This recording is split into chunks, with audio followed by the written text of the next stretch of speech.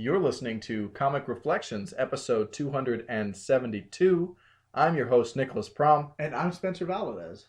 Comic Reflections is brought to you by The Outhouse. You can find our show and other nifty content at theouthousers.com. And if you enjoy this program, please subscribe to us on either iTunes or Stitcher. You can also rate and review us on either of those platforms. Yay! And if you like our show and would like to support its creation financially, go ahead and head over to patreon.com/comicreflections. And give us your dough. Yeah. Baby.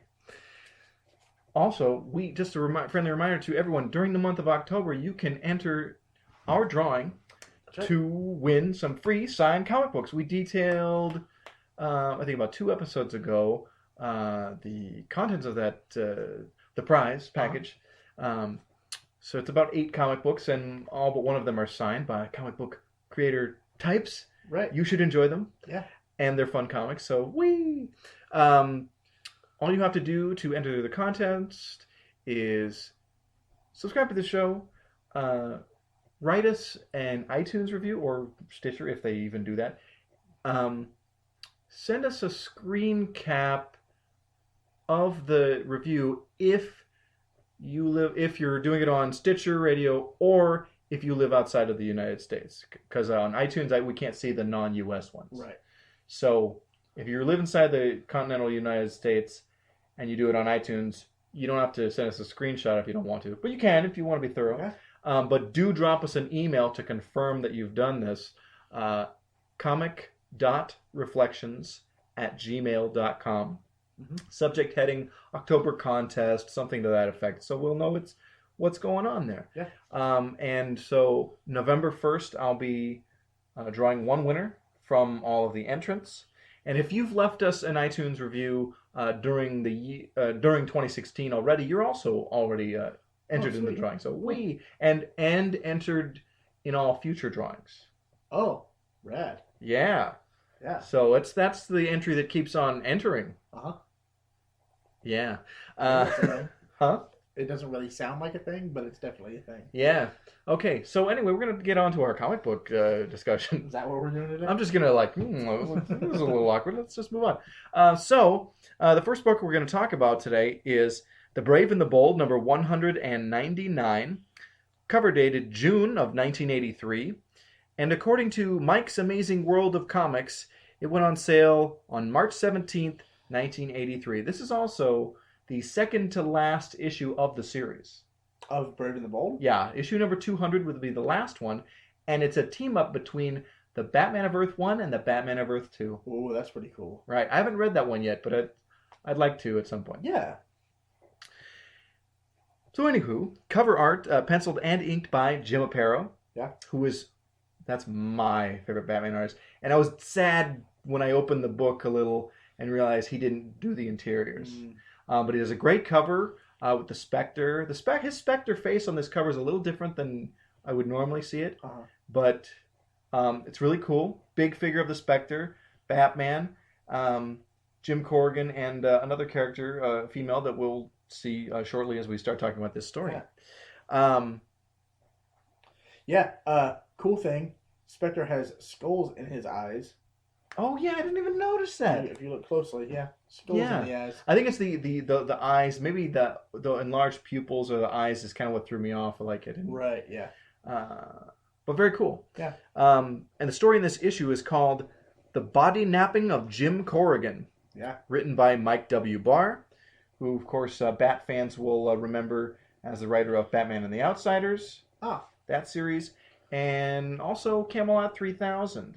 Which is a 12-issue maxi series from the 80s. Right. It's very cool.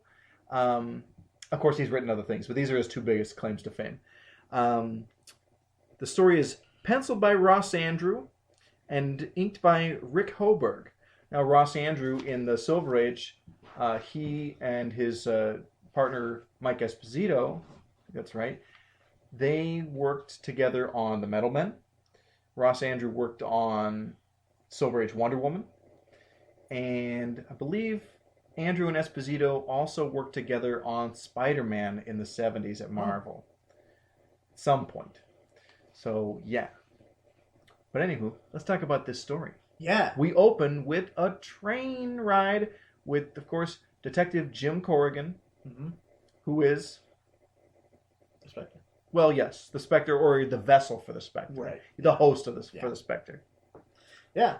I love the train, just by the way. I love riding the train. Just any train or this train? Like any train. I like riding trains. Yeah. I'm not a train guy. Like, I don't collect them or anything. Good, because that's pretty lame. Right. But I like riding the train. Yeah, it's pretty dope. More peaceful than driving or flying. Anyways, so we have Jim, and he's on the train, and he's doing like a crossword, I think it is. Yeah. It's a crossword, and he's asking for a 7-letter word meaning ghost, which of course is Spectre. Right. And he turns, and we meet this young woman from the cover. Her name is Kalindra. Yeah. So while I was reading this, as soon as she said, "My name's Kalindra," I was like, that's a magic name. Like, good call. Good call. Yeah. Yeah. Yeah. But so moving on. They're suddenly hit by a jolt on the train, and Jim's like, "Oh, let's make sure it's not some kind of an emergency." Spectre kind of flies out. And, out of his body. Out of his body, right. And so, like, he kind of gets this, like, he gets a little distant from Kalindra for a moment because there's a kind of piece of him missing. Like, I guess not a piece, but it's... He notices the Spectre isn't just chilling in his body anymore. Right, yeah. Like, it would feel different, I would think. Yeah. So, there's some trouble with the train itself. Yeah, and the bridge that's up ahead has fallen. And so Spectre grows huge and like is holding up the trestle so the train will cross safely. Right. I think this is my favorite. I love a double page spread. Yeah. And the Spectre holding up the train is a full page splash. Yeah. And it looks great. Yeah. So cool. So the Spectre saves the train, and the train kind of keeps rolling on, but. Before the Spectre can return to his host, someone, we don't see who off panel, knocks out Jim Corrigan with the butt of a gun, the handle of a pistol, and spirits away with him, no pun intended. And so the Spectre doesn't know where Corrigan is to return to his body. Right. Which, hang on a sec, wouldn't he just be able to know because magic? That's my feeling. Yeah, and that didn't occur to me till just now. But then, I mean, if it can't happen, then we have no story. Right. And so there's really no evidence to what happened to Jim Corrigan. Yeah. Kalindra is still kind of in her seat, and the Spectre, in like kind of the outline of him, the like invisible version of him, makes it to Jim's seat, and all that is left is the unfinished crossword puzzle. So the Spectre seeks out the help of the world's greatest detective, Sherlock Holmes. I mean, Batman. so we open up with Batman fighting some bad guys, just beating the crap out of them. It's awesome. It is great. This. He batarangs a gun out of a guy's hand. Love that. And then at one point, a guy who had the gun in his hand. Batman returns to beat him up, and he's still kind of in the gun-holding stance. Interesting. Okay. And Batman just kind of gives him a little shove, and he falls over, but he's still in that kind of stance. And he's like, "What?" And he makes some terrible freeze pun. Yeah. But then it occurs to Batman, "Spectre, what are you doing here?" And the guy's frozen because of Spectre. He's like, "I need your help." It's like, "Me? What can I do to help you?" Right. Because the Spectre's incredibly powerful. Right, yeah. So Batman agrees, and Spectre says, "On a moving train." "A train?" says Batman. It's how I assume he said it. But, yeah. I mean, he's Batman, so probably not. So Spectre... A train! Yeah. Although that sounds kind of like Grimlock the Dinobot from Transformers. Wow. That's me, Grimlock, no. Oh, now it sounds like Grover. I can't do it right now. Oh. So one of the things that Spectre needs is to be able to return to Jim Corrigan's body Yeah, because he kind of recharges that way. I guess. Right. Because reasons. Because comics. Yeah. Man, the lightest of scrutiny that we're applying to this is just falling apart here. Like, I read this twice, and none of this occurred to me until, like, we just started talking about it. I'm like, now, wait a second.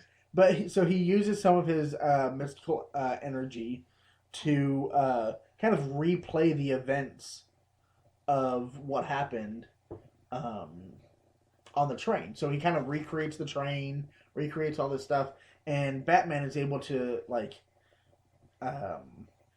he detects some tracks of a guy being drugged from the train. Right, and they end here. Yeah. And then the Spectre is able to use his magic to, oh, now I can follow the trail of the car. Right, yeah. He just needed Batman to point him in the right direction. Right, and so he takes off flying, and Batman stands on his back as they fly away. Yeah, with it, like the Spectre's a flying carpet. Batman's got his arms folded. It's a really weird, like, I don't know. Right.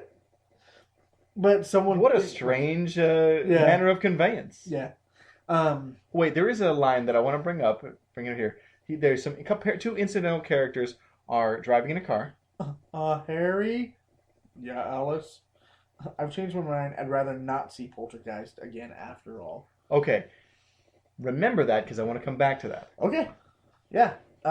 So we turn our attention to... Reference to the movie Poltergeist, which came out probably 82 or 83. Right. We turn our attention to a creepy... it kind of reminds me of, like, the Munsters house. It looks like the House of Secrets or the House of Mystery. Oh, yeah, that too. Which is actually in DC Comics. Right. But it's one of those type of houses. And we have Kalindra, kind of, like, monologuing. That's what she's doing. over the body of Jim Corrigan. Yeah. And we have the faintest outline of some kind of vapors and a man in the vapors. It's not working, Kalindra. It's another kind of spirit who is trying to take over Jim Corrigan's body. Weird. Yeah, and so... flashback time. Yeah. That explains everything. Right. Kalindra is a centuries-old witch. Or... Not, I don't think she was a witch. I think she was, like, the daughter of a townsman that this wizard saved. Right. And so he took her as payment. Yeah, this girl had a very low station in life, and so right. In repayment for saving the guy's life, he had to agree to marry his daughter off to this creep. Right. Creep he is. He looks like a lame Vandal Savage. Yeah, I was just gonna say he looks like Vandal Savage. But not as cool. Right. He's like Vandal Savage meets Mr. Hyde. Yeah. That's really what he looks like. With magic. However, there is a younger, handsomer apprentice to this wizard. Yeah. Warlock guy. And they obviously end up, knocking boots. We call that brown chicken brown cowing. Oh, yeah. In the comic book business. But then, he totally walks in on him, and so he goes into, like, Warlock rage and ends up cursing them. He curses Kalindra with, like, basically immortality. Right. But then the other, the lover, he curses, he, like, kills him, but doesn't let his spirit cross over. Right. And so she spends the next 2 centuries studying magic and stuff. Right. And she can commune with him. Yeah. But they can never be together. Right. It's like Lady Hawk. Yeah. You never saw that, did you? No. Okay. It's a fantasy movie from the 80s.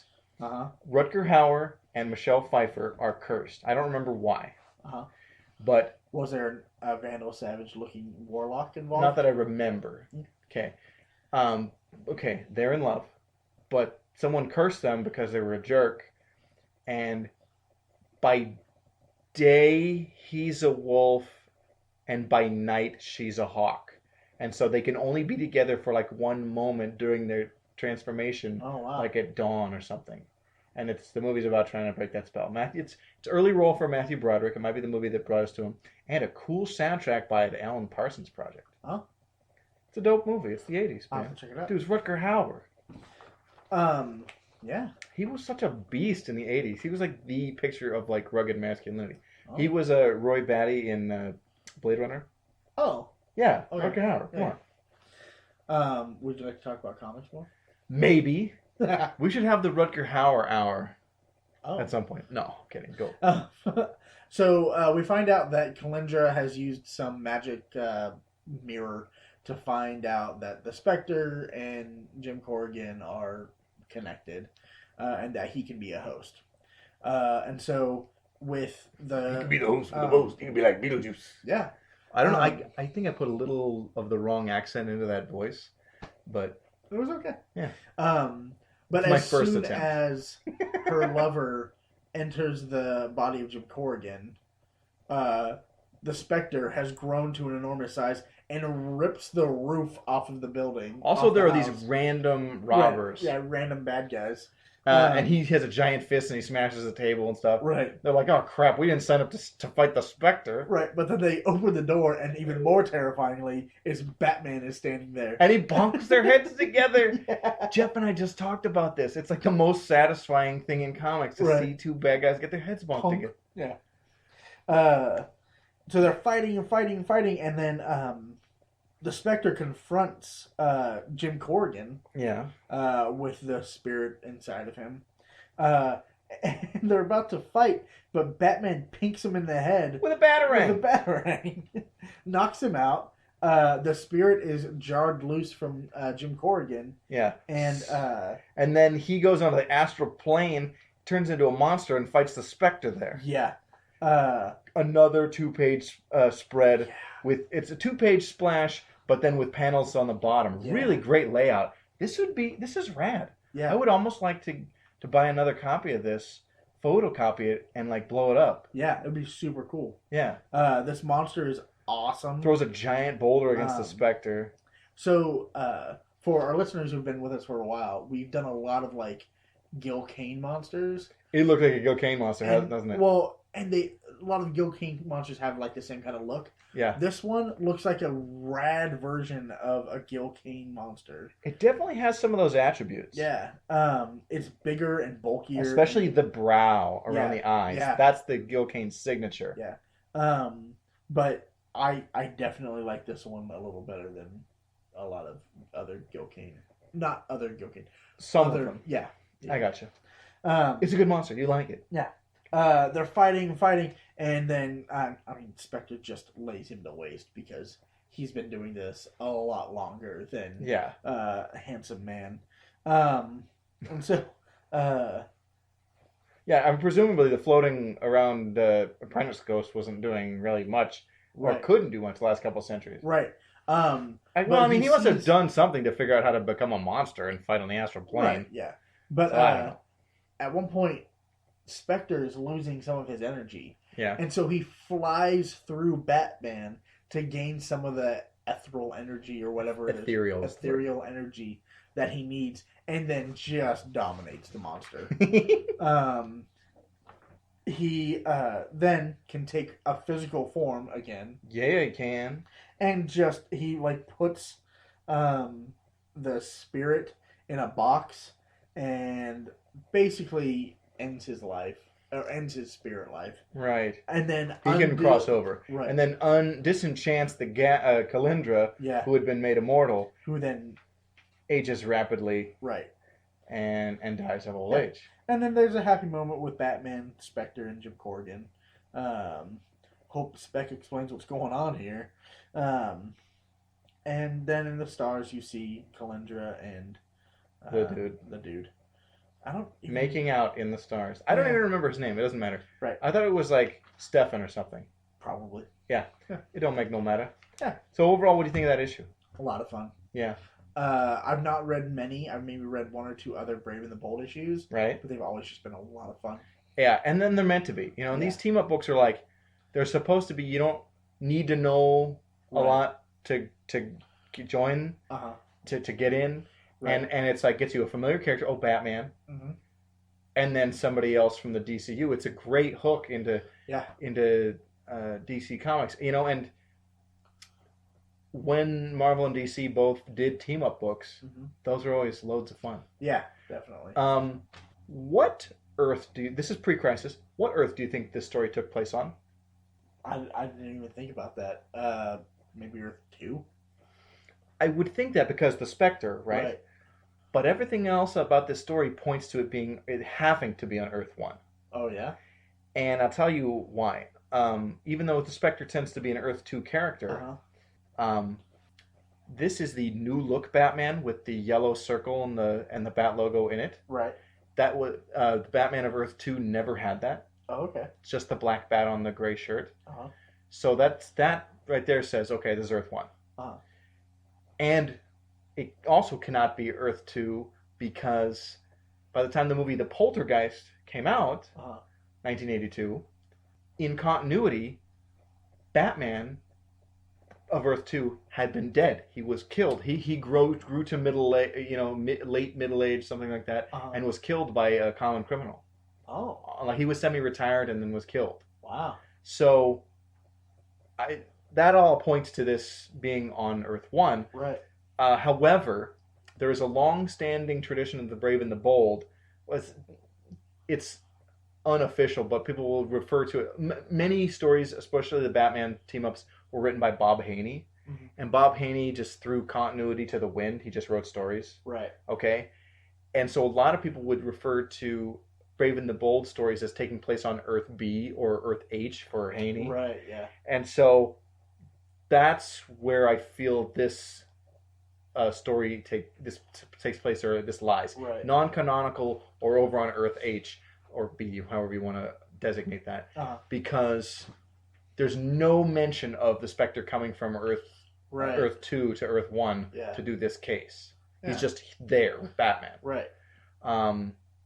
So, yeah. Yeah. I think I like that. I like the idea of just throwing continuity to the wind and just doing a fun story. Yeah, and here we had fun. Exactly, yeah. But this was just something I picked up as I was reading, and I thought it'd be fun to mention. Yeah. So, we're going to take a quick promotional break, and when we come back, we'll have Superman and the Spectre in Action Comics. What? Yeah! Stick around.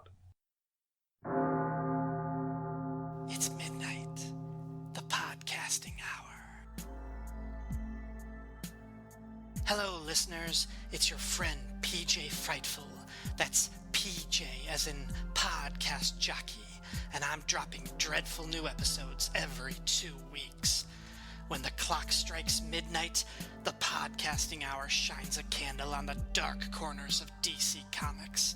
Those supernatural sagas of Swamp Thing, Deadman, the Spectre, and more.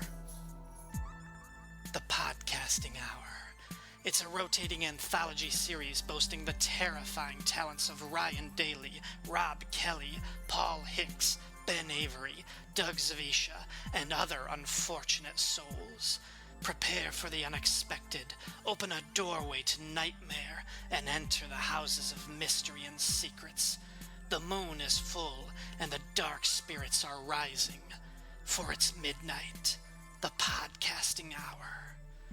Coming this Halloween, part of the Fire and Water Podcast Network. Beware.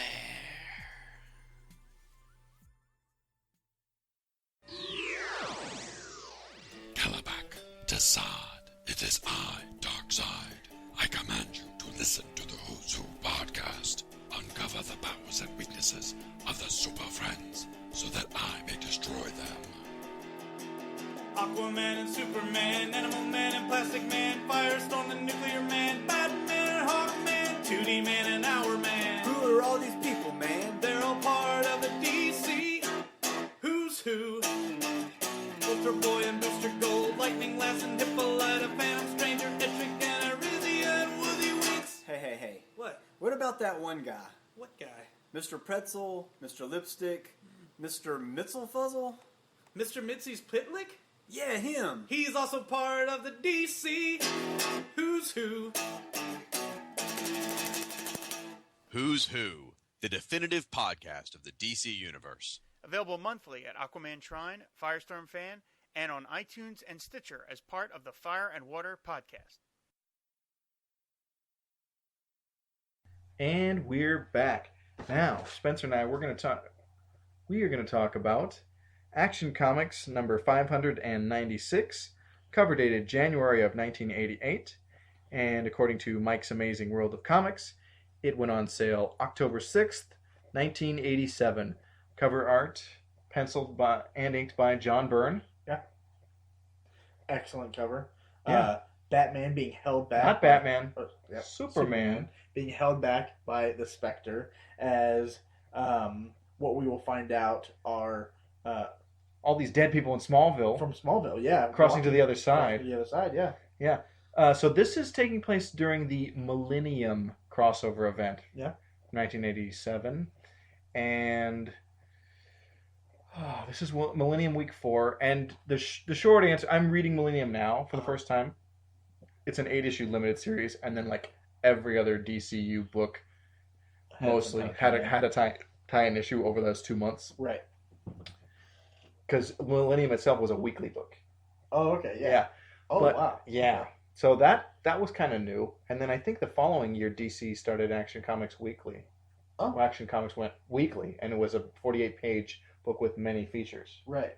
They did that for about a year. But anyway, Millennium, short answer of what that is about is the Guardians of the Universe and the Manhunter robots, who were their prototype for the Green Lanterns, and then they rebelled, and so they were mothballed and replaced by the Green Lantern Corps. They're at war and stuff. Right. The Guardians have mated with Zamarons. That's a plot point in there. And so anyway, the Guardians and the Manhunters are at war, and Earth superheroes are caught in the middle of it. Earth is important in that storyline. I guess it's the beachhead for it, because reasons, because comics. That's comics. Yeah. And that's the context, at least that I can provide for this story. The story in this issue is called "Hell is Where the Heart Is."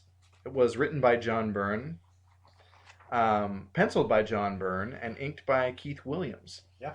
And we open with a cool the splash page, the Spectre flying, being cool. Yeah, flying from behind a plane. Yeah.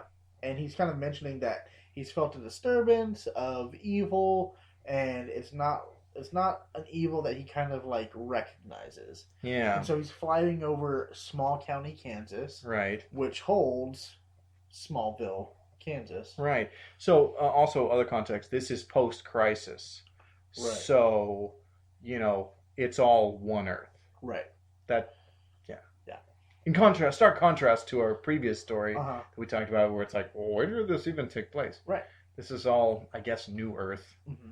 So, and then we open to another kind of full 2-page splash with 2 panels this time. Yeah. Or 3 panels. Yeah. The top here is excellent with Spectre kind of flying over the city or the town of Smallville, really. Yeah. I don't think you have anything-ville that's right. a huge city. But so I grew up in California, where it was a lot of like farming land and like dairies and all that stuff. Another gross crap. Yeah, and so flying over and flying into California, looking down, I'm always excited to kind of see the patchwork of land. Yeah. It just reminds me of home. And that's what we have here. Yeah. I really appreciated it because it is a small, like, farm town that Smallville is. And, And their mayor's name is Rutherford B. Small. Yeah. So, what do we have right there? Right here. Yeah. Superman, created by Jerry Siegel and Joe Shuster, and Spectre, created by Jerry Siegel. Right.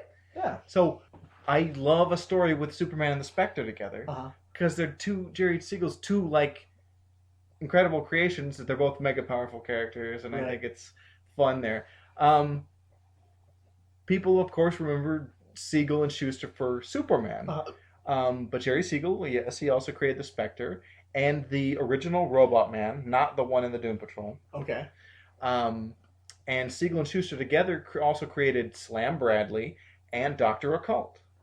Oh, Okay. Slam Bradley and Dr. Occult have remained fairly obscure, but I mean, people Right. know that they were around. Huh? They've occasionally been brought back and used, but not often. While I was reading the Justice League Dark series Yeah. from the New 52, Yeah. I think Dr. Occult showed up once or twice. Yeah. Yeah. But typically, I mean, he gets used very, very little, and Slam Bradley as well. Also, he did get a post-crisis. He reemerged post-crisis in the Superman books. Mhm. Slam Bradley did, and in the '80s, pre-crisis, Roy Thomas used the original Robot Man quite a bit in All-Star Squadron. Oh, okay. Yeah. Cool. Yeah. So on with this story. I just Yeah. want So, Spectre is kind of giving us a play-by-play of like what he's sensing and what he's seeing. Yeah. And he ended up realizing that the evil that he sensed is even older than humanity itself, to. and so it's not something that is like created from Earth. So it's not something that he's used to. But also that everywhere he goes in Smallville, it's just empty. There's no one Weird. around. Yeah. And so we kind of get this kind of recap of where we are In Millennium. in Millennium. So we have the flashback to Krona, Yeah. who released the forces of evil Yeah. at the beginning of the universe. And then the rise of the Green Lanterns, Yeah. and then the re-rise of the Manhunters, and their epic battle with Batman, the Justice League, and other Yeah. heroes. Yeah. And also we learned that the Manhunters had implanted many humans on Earth with little things that made them sleeper agents for them. Right. So they're going to use Earth as the beachhead against the Guardians. Exactly. And this may also lend to the wondering, why does Earth have so many Green Lanterns? Right. Because at least in the '80s alone, you have Hal Jordan, you have Jon Stewart, and Guy Gardner. Yeah. And no other world in the the quadrants that the Guardians Right. have jurisdiction over. Gosh, that was an awkward sentence. Have multiple lanterns. Right. I've always thought of it as like, because Hal Jordan kind of disappears every once in a while. Of course, Yeah. a new Lantern's going to take over, and why would they strip him of that title just because Hal Jordan shows back up? Right. You I understand having a backup lantern, Right. and then we know, of course, that Guy Gardner was the original choice for the ring, for Right. Abin Sur's ring. Right. And so then he got a ring also. I think that happened during the Legends miniseries. No, it happened. I'm not sure. It's either right before Crisis or something like that, Right. or during Legends when Guy Gardner comes back. Uh-huh. But yeah, Yeah. I'm fuzzy on that. But Spectre kind of finds what he's looking for. A Manhunter spaceship crashed in Smallville and killed all these people. Right. Like most of the town. And Superman is in Smallville at the time. Yeah. And he is just thoroughly distraught. He wasn't able to save these people. Right. And he can't comfort his parents because then that would give away his secret identity. Right. And so he's just basically helpless. Yeah. We find out that Lana Lang was a sleeper agent for Yeah.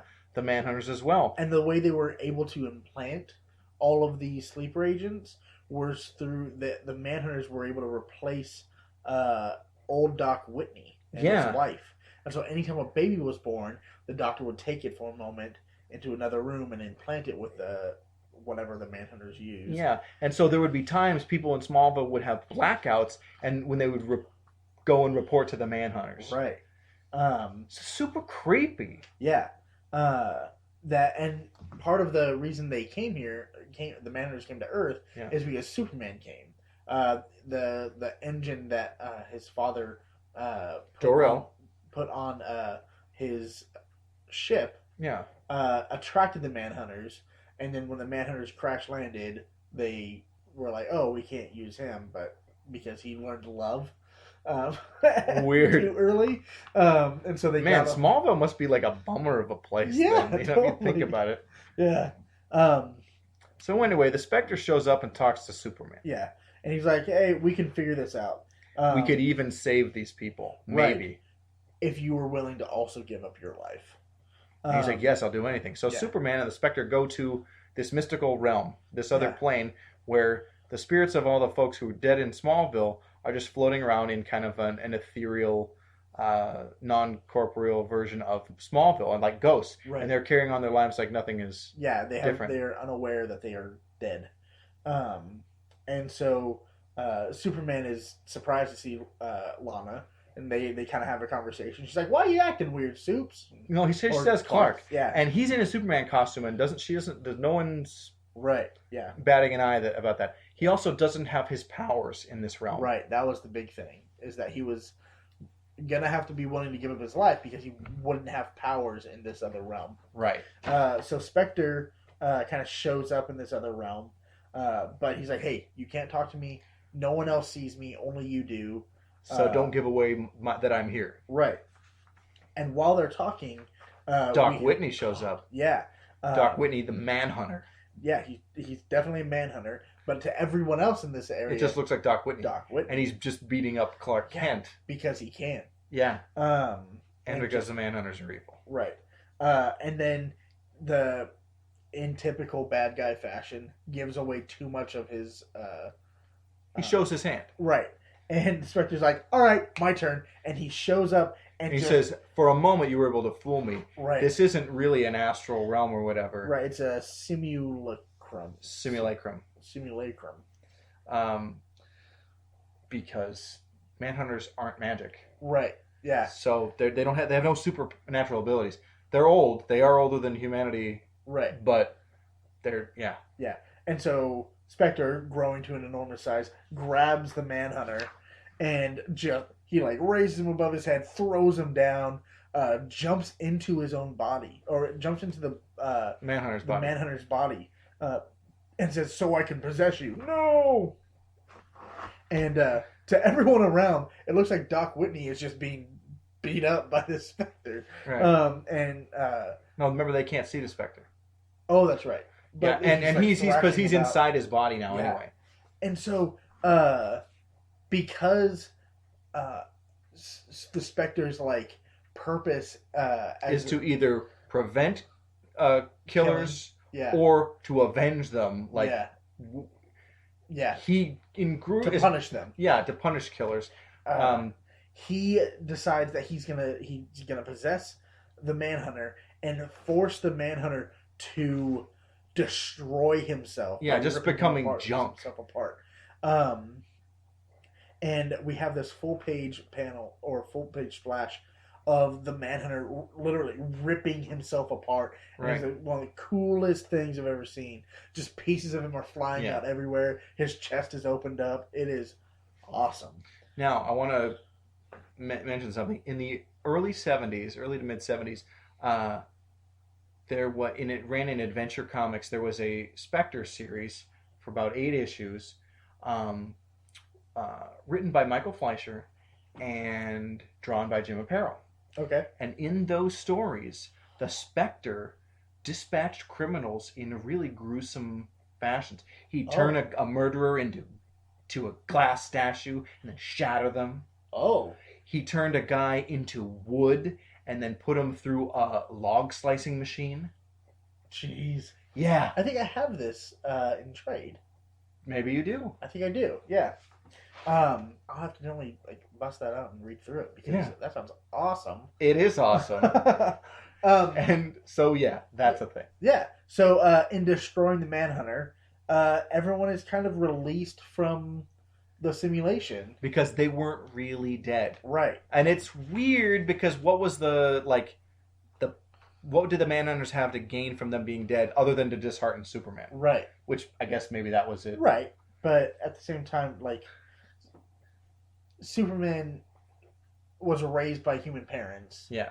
And I think if you're gonna really hurt Superman, you're gonna do something like this. Yeah. But Superman's gonna turn around and be like, "All right, I've got nothing to lose now, and just lay you. Plus, to if he waste. knows it's the Manhunters, right, Superman's not going to kill people, but right, a robot isn't a person. right. So yeah.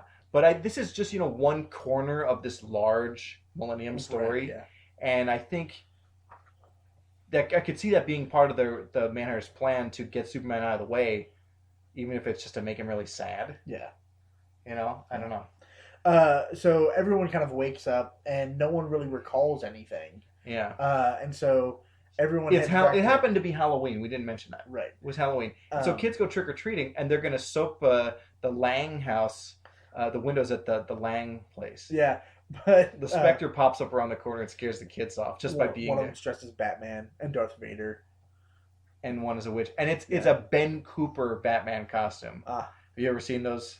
I don't think so. Okay, the Ben Cooper Halloween costumes were they would have the name of the hero on the chest, the logo up on the mask, like we see in this. Yeah. It was strong on corporate branding, but the costumes often didn't resemble their comic book counterparts Right. very well. Yeah. Like a Hulk. Imagine a Hulk costume that's has a picture of the Hulk himself on the chest, Right. Yeah. and a Hulk mask. It's Yeah. weird stuff, but that's what those Ben Cooper costumes are like, and that's totally what this is. But Spectre stares them away. And he's got he has a grin. Yeah. The smile kind of goes into a grin. Yeah. It's still even kind of creepy. Yeah.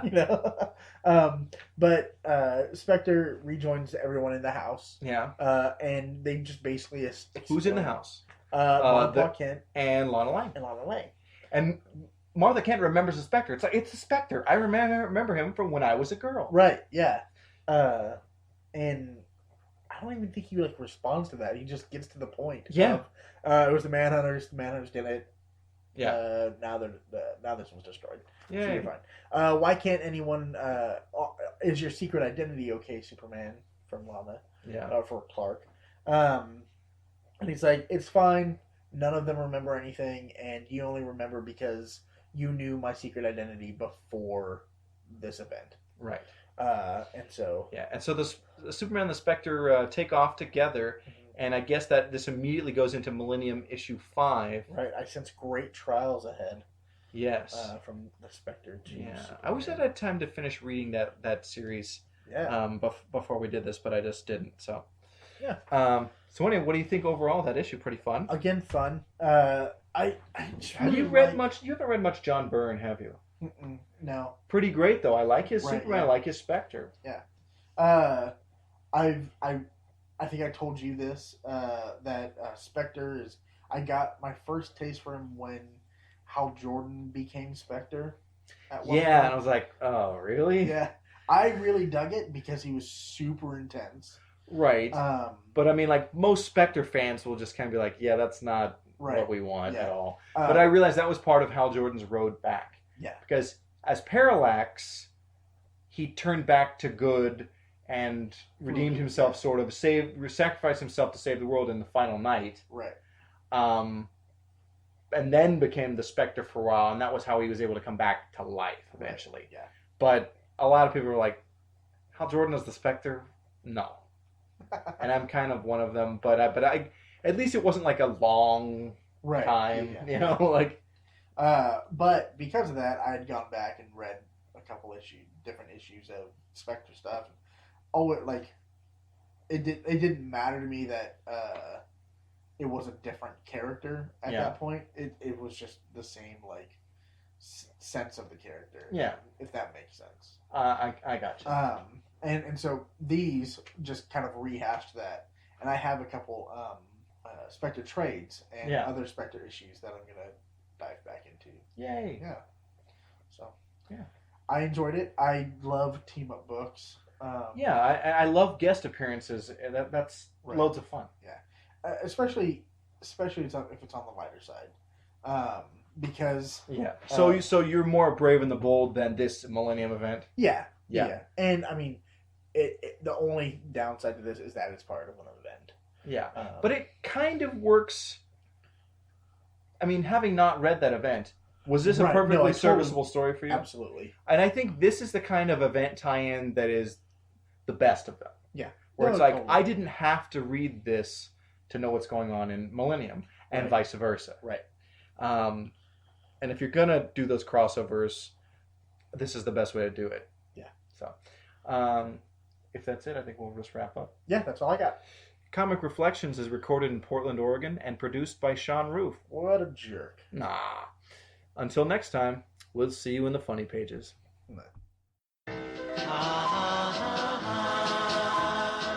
The Lonely Hearts Romance Comics Podcast, in which 4 guys talk about romance comics and about romances in comics, with Siskoid, We're all French Canadians here. Marty, In horror comics, there's often like this little, romance tinge, I guess. Okay. Bass, We just turned on him. and yours truly, Fern, I'm very aroused. featuring the overproduced wonder that is romance comics theater every episode.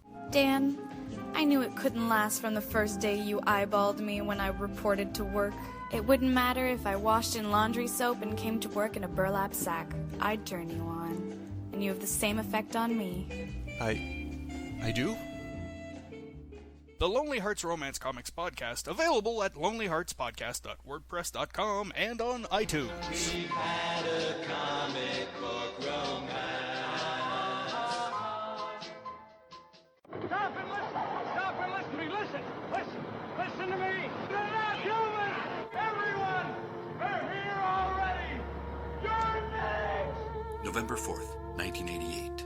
Earth is invaded by an alien alliance composed of several species, including the Dominators, the Kuns, the Tanagarians, and the Durlans. And they want our superheroes. Even though Australia has been decimated, the United Nations response is unequivocal. Drop dead. First Strike, the Invasion podcast, takes you back to that moment in time and covers the entire Invasion DC Comics crossover. Issue by issue, tie-in by tie-in. Join Bass and Siskoid at fireandwaterpodcast.com or on iTunes. First Strike, the Invasion podcast, a proud member of the Fire and Water Podcast Network. Remember, Albert,